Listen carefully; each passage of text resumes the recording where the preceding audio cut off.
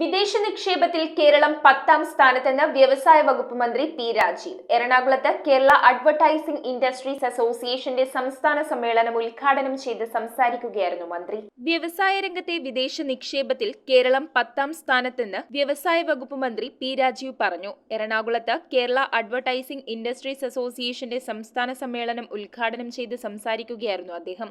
കഴിഞ്ഞ ഒരു 4 കൊല്ലം കൊണ്ട് 2021 ഇപ്പോഴത്തെ നോക്കുകയാണെങ്കിൽ വിദേശ നിക്ഷേപത്തിന്റെ അളവിൽ കേരളത്തിൽ 100% വർധനവുണ്ടായിരുന്നതാണ്.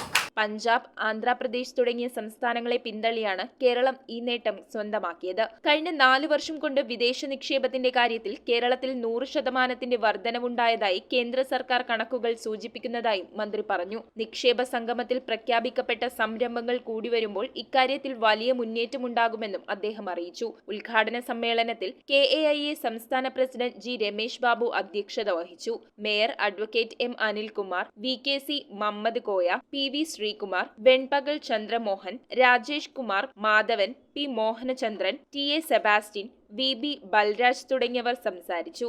News bureau, Ernakulam. സ്വപ്നങ്ങൾ യാഥാർത്ഥ്യമാക്കുവാൻ ഏറ്റവും അനുയോജ്യമായ പാത കണ്ടെത്തൂ മാർ ഏലിയാസ് കോളേജിനൊപ്പം. അണ്ടർ ഗ്രാജുവേറ്റ് മുതൽ ബിരുദാനന്തര പ്രോഗ്രാമുകൾ വരെ നിങ്ങൾക്കായി ഒരുക്കിയിരിക്കുന്നു. ഏവരെയും ഞങ്ങൾ സ്വാഗതം ചെയ്യുന്നു.